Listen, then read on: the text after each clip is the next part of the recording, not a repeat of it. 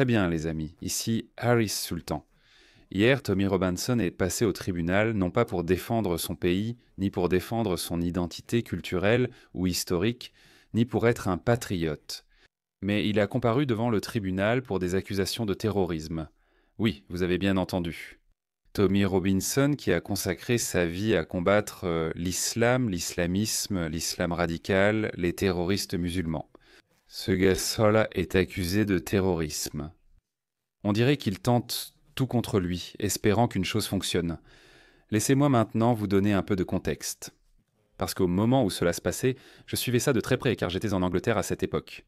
Donc, Tommy Robinson, juste après avoir organisé ses rassemblements Unir le Royaume, part à l'étranger. Dès qu'il a terminé, il s'en va tout simplement. Le 27 juillet de l'année dernière, en 2024, il a organisé l'un des rassemblements, et non, c'est mention, Unir le Royaume. J'ai assisté à ce rassemblement. C'était un rassemblement magnifique et réussi. Il s'est déroulé sans aucun incident.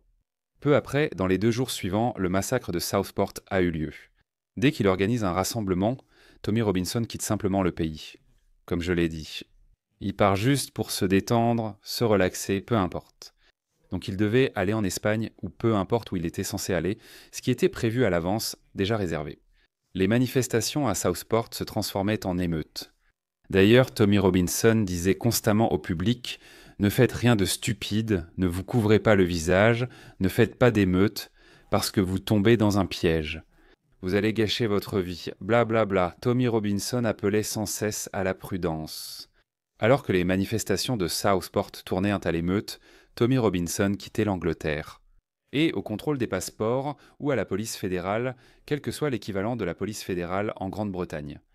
Ils lui ont demandé de remettre son téléphone portable déverrouillé. Sinon, il serait accusé d'infractions liées au terrorisme. Ils ont fait pareil avec Paul Golding maintenant. La raison pour laquelle Tommy Robinson ne voulait pas donner son code d'accès à la police, c'est qu'il est journaliste. Il a le droit de protéger ses sources contre le gouvernement. Pourquoi le gouvernement voudrait-il savoir sur quelle base avait-il le droit de fouiller dans le téléphone de Tommy Robinson ? Comme je l'ai dit, c'est un journaliste, je lui ai parlé, Dieu sait combien d'autres personnes lui ont parlé. En quoi cela regarde-t-il le gouvernement ? Sa conversation privée privilégiée entre lui et d'autres personnes importantes dans le monde, ils n'ont rien à y faire. Selon le principe de la liberté de la presse, Tommy Robinson a le droit de protéger ses sources. Il a refusé de donner le code à la police, qu'il a laissé partir mais a gardé son téléphone, je crois. Mais Tommy Robinson n'a pas donné son code d'accès à la police, et donc il a été inculpé pour une infraction liée au terrorisme. C'est une farce. Toute cette affaire l'est. Comment suis-je arrivé ici? Sans Elon Musk, j'aurais autre chose. Facture énorme. Le seul terrorisme commis est financier, et il vise uniquement moi. Parce que chacune de ces affaires coûte 10, 20, 30, 50, voire même 10 000 livres sterling. Et cela ne devrait pas arriver, cela ne devrait pas être autorisé. C'est la 2e fois maintenant en 6 ou 7 mois. Dans ma dernière affaire, il a été prouvé que la police m'avait détenu, arrêté et imposé des conditions de liberté sous caution illégalement, sans en avoir le pouvoir. C'est déjà arrivé lors de ma dernière visite au tribunal. J'espère que ce sera pareil aujourd'hui. Mais si cela se reproduit, que fera-t-on pour l'éviter ? Parce que c'est une véritable atteinte à la liberté que cela continue de se produire. Depuis 15 ans, je n'ai pas eu un seul moment de tranquillité sans être confronté à ces poursuites. Ce n'est pas juste, ouais.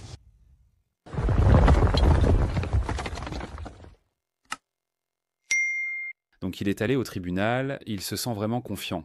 Il est ressorti et encore une fois, il n'y avait pas de jury. Il avait droit à un jury. Mais c'est drôle que chaque fois qu'il est inculpé, chaque fois qu'il comparaît devant le tribunal, il se retrouve toujours face à un juge. Mais je ne veux pas avoir l'air complotiste. Tommy Robinson semble très confiant. Il pense que les accusations vont être annulées et qu'il va gagner l'affaire. Mais dès qu'il est sorti du tribunal, voici ce qu'il a dit. Merci infiniment à Elon Musk aujourd'hui. Et cette personne a demandé « Grok, pourquoi le remercie-t-il » Alors Grok a répondu « Tommy Robinson remercie Elon Musk d'avoir payé ses frais de défense lors du procès aujourd'hui au tribunal de Westminster Magistrate. » Donc il s'avère qu'Elon Musk, l'homme le plus riche du monde, paie les frais juridiques de Tommy Robinson. Quel est le problème avec ça ? Apparemment, cela énerve beaucoup de gens. L'une de ces personnes est la presidente de l'Estony Sexom et la parlementaire Daisy Cooper, qui est vice-présidente des libéraux démocrates. Écoutons ce qu'elle a à dire. Et ça, quand elle a à dire, non. Lundi, le prédicateur d'extrême droite Tommy Robinson, actuellement jugé pour avoir refusé de coopérer avec la police antiterroriste, a affirmé qu'Elon Musk payait ses frais juridiques.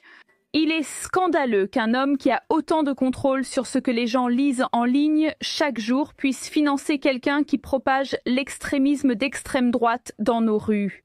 Si c'était Poutine, le gouvernement agirait sûrement. Alors, le Premier ministre va-t-il charger les services de sécurité d'évaluer la menace que Elon Musk représente pour notre démocratie et recommander à cette Assemblée les mesures que nous pouvons prendre pour y mettre fin ? Eh bien, je peux vous dire que nous examinons effectivement toutes les menaces qui pèsent sur notre démocratie et nous devons continuer à le faire. Je ne commenterai pas ce cas particulier étant donné l'état des procédures judiciaires. Il est clair qu'il faut ignorer ces étiquettes, des fascistes d'extrême droite attisant l'extrémisme dans nos rues. Bla bla bla.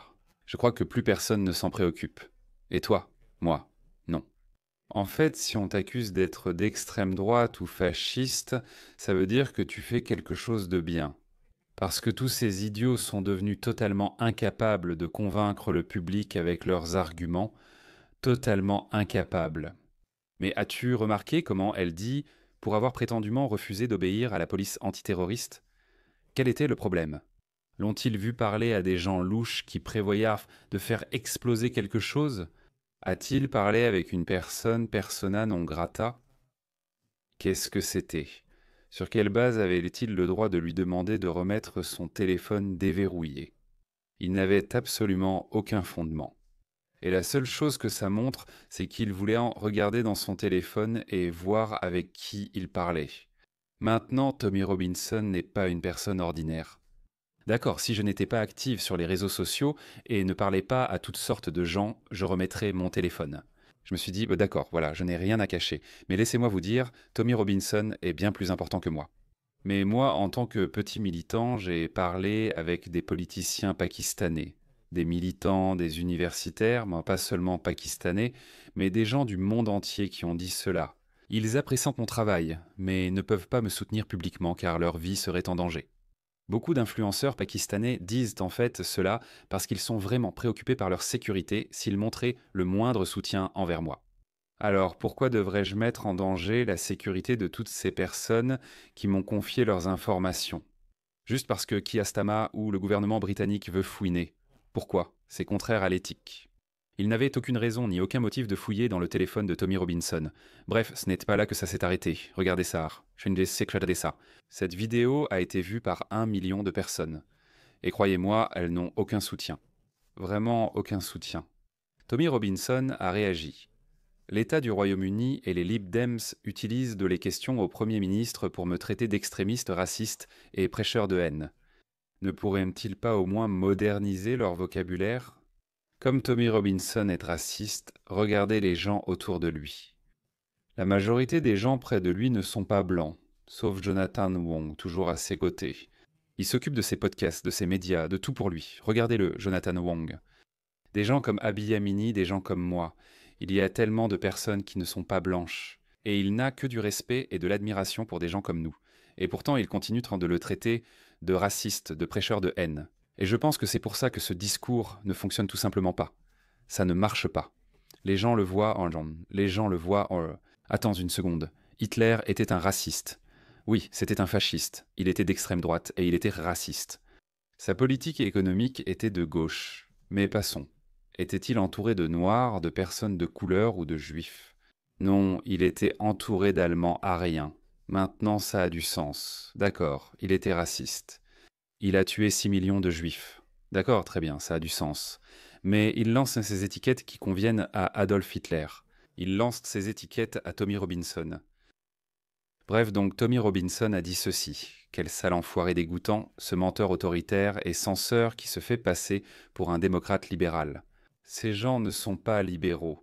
Moi, je suis un vrai libéral classique, pur et dur. C'est nul autre que la vice-présidente d'un parti. Voici le dossier de vote de Lib Dem Daisy au Parlement. C'est en fait un très bon outil. Tous ces donneurs de leçons, ces bien-pensants qui culpabilisent les autres de ne pas faire ce qu'il faut. Tout ce que vous avez à faire, c'est regarder leur dossier. Pour qui ont-ils voté? Quels projets de loi ont-ils soutenu ou rejeté? Voici quelque chose de vraiment intéressant que Tommy Robinson a découvert. a presque toujours voté contre un système d'asile plus strict. Donc elle veut plus d'Afghans, plus de Libyens, plus de Syriens, plus de Pakistanais. Elle veut plus de ces personnes-là. Et dois-je encore vous rappeler qu'est-ce que cela signifie réellement? Voilà ce que cela signifie réellement. Taux d'arrestation par nationalité. En tête, les Albanais, suivis des Afghans, Irakiens, Algériens, Marocains, Somaliens, Érythréens et Iraniens. La plupart sont arrivés comme demandeurs d'asile. Et elle en veut encore plus. C'est pour ça qu'elle vote, non? Pas étonnant que les gens n'écoutent pas ces clowns. Bon, ça en fait un. A généralement voté contre des lois plus strictes et l'application des règles d'immigration, ce qui est cohérent. A toujours voté contre la simplification du retrait de la citoyenneté britannique. Maintenant, elle rend difficile pour le gouvernement d'annuler la citoyenneté des terroristes, des criminels ou des violeurs. Voilà ce que cela signifie. Mittali Djilid, un migrant illégal d'Albanie. Il est blablabla. Il a été condamné à 16 ans de prison coûtant 750 000 livres aux contribuables britanniques. Aucun ordre d'expulsion n'a été prononcé. Laissez-moi vous en montrer plus. Voici Shafi Mohamed, un migrant somalien qui a envahi l'Angleterre en 2020, ce que Daisy soutient. Il vient d'être condamné pour avoir craché sur un policier à Bournemouth, mais il a évité la prison malgré le fait qu'il purgeait déjà une peine avec sursis pour agression. Pendant ce temps, des personnes blanches mentalistes sont emprisonnées pour des tweets provocateurs. Et encore une fois, aucun ordre d'expulsion contre lui. Voici Abdallah Belili, 29 ans de Southampton. Il a été condamné à 6 ans de prison. Il est venu au Royaume-Uni depuis l'Irak et il ne sera pas expulsé. Alors pourquoi ces criminels ne sont-ils pas expulsés? Parce que Daisy Cooper a voté contre. Elle a généralement voté pour une plus grande intégration à l'Union européenne. L'Union européenne était utile à l'époque, mais évidemment ce n'est plus le cas parce qu'ils sont devenus complètement woke. Mais bon, c'est comme ça. Elle peut avoir une opinion, mais pour moi elle est mauvaise. Passons au plus croustillant. Profitant pour faire une recherche avancée sur son profil. Tape gang de prédateurs sexuels, ok? Et regarde combien de fois elle en a parlé. Elle n'a posté qu'une seule fois. Et c'était aussi pour attaquer Elon Musk. Elle a en fait dit qu'il commente le viol industrialisé d'enfants britanniques, pour attirer l'attention. Elon Musk, l'homme le plus riche du monde, évoque le scandale des réseaux de prédateurs seulement pour attirer l'attention. Alors laissez-moi y revenir. Quel sale type dégoûtant. Je suis d'accord, Tommy, c'est vraiment un sale type. Observez le sourire en coin sur son visage, l'autosatisfaction de ces gens. Donc elle répond à ce tweet de Tommy Robinson, regardez ce visage suffisant. Tommy Robinson a répondu à votre question avec une série de tweets remplis d'insultes et des attaques personnelles contre vous. As-tu peur de t'engager dans quelque chose de désagréable ou un combat difficile? À quel point désagréable? Je veux dire, je ne savais même pas qui elle était jusqu'à ce qu'elle attaque Tommy Robinson et Elon Musk. Peut-être qu'elle fait ça pour attirer l'attention. C'est bon pour elle. C'est incroyable pour elle. Tu vois comment on peut simplement retourner la situation si tu veux juste attaquer la personne plutôt que son argument. Jusqu'ici, Tommy Robinson a attaqué un argument. J'ignorais tout cela sur lui.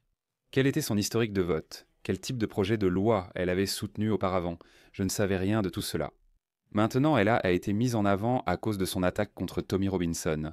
Je suis sûr qu'elle va donner une réponse très intéressée, prétentieuse et autocongratulatoire.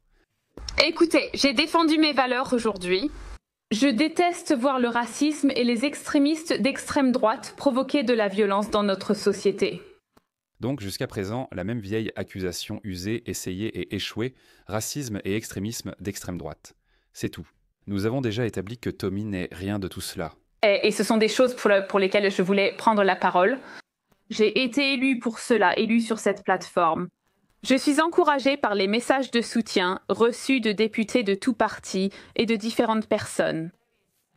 Différents groupes qui luttent contre le racisme. Qui l'ont dit? Ils ont estimé que, aujourd'hui, j'ai dit quelque chose qu'ils considéraient comme étant courageux et audacieux. Et franchement, je pense que nous avons besoin de voir plus de bravoure et de courage dans notre politique. Cela m'a attiré l'attention, mon objectif final. Voilà où nous en sommes. Tommy Robinson se fait attaquer par ces politiciens d'extrême gauche. Personne ne s'en soucie. Alors, qu'en penses-tu? Penses-tu que le gouvernement britannique avait raison de fouiller dans le téléphone de Tommy Robinson et que Tommy Robinson avait tort de refuser de leur donner le code d'accès de son téléphone portable? Qu'en penses-tu? Qu'aurais-tu fait à sa place? Pas en tant que simple citoyen ordinaire qui n'a rien à cacher, mais mets-toi à sa place. En tant qu'activiste, en tant que personnalité politique, en tant que journaliste citoyen. Tu as beaucoup de responsabilités. Comme je l'ai dit, je vais juste te donner mon exemple. J'ai parlé à beaucoup de personnes importantes qui ne voudraient pas que le monde sache qu'elles sont en contact avec moi. Si je ne traite pas leurs informations personnelles ou leurs conversations privées avec moi avec un soin particulier, alors comment quelqu'un pourrait-il jamais me faire confiance? Ils ne me feront sûrement pas confiance. Je n'aurai confiance en personne négligeant mes infos. Je pense donc que Tommy Robinson avait raison. Je pense que cette accusation frivole sera rejetée, ce qui restaurera ma confiance dans la justice britannique. Maintenant, je sais que j'ai déjà critiqué la justice britannique, mais c'est parce que je pense qu'elle est corrompue idéologiquement. Ils ne sont pas corrompus financièrement. Je ne pense pas que les juges britanniques travaillent pour le gouvernement Starmer. Je ne le crois pas encore, mais je pense qu'ils sont corrompus idéologiquement. Par exemple, cette affaire que je vous ai montrée dans ma dernière vidéo, où les manifestants qui protestaient contre un violeur ont reçu une peine de prison plus lourde que le violeur lui-même, celui qui a provoqué la manifestation. En gros, maintenant, cela a été fait par un juge. Je ne sais pas si je devrais vous montrer ce juge. Je devrais peut-être, car c'est dans le domaine public. Laissez-moi vous montrer qui est ce juge. D'accord, c'était ce juge. Voici le juge Jamie Sawyer. Il a condamné les 3 manifestants épiques à des peines plus longues que les violeurs migrants qui ont déclenché les troubles. Il a une maîtrise en droits de l'homme. C'est toujours à propos des droits de l'homme de ces gens-là, n'est-ce pas? Jamais à propos de ces gens-là, toujours les auteurs. Ça n'a tout simplement aucun sens pour moi. Et c'est un électeur travailliste dévoué. Donc j'ai de sérieux désaccords avec leur orientation idéologique. Je ne crois pas qu'ils soient corrompus. C'est pourquoi je pense que Tommy Robinson sera libéré et que cette affaire sera classée sans suite. Tommy Robinson lui-même est très confiant qu'il sera déclaré non coupable.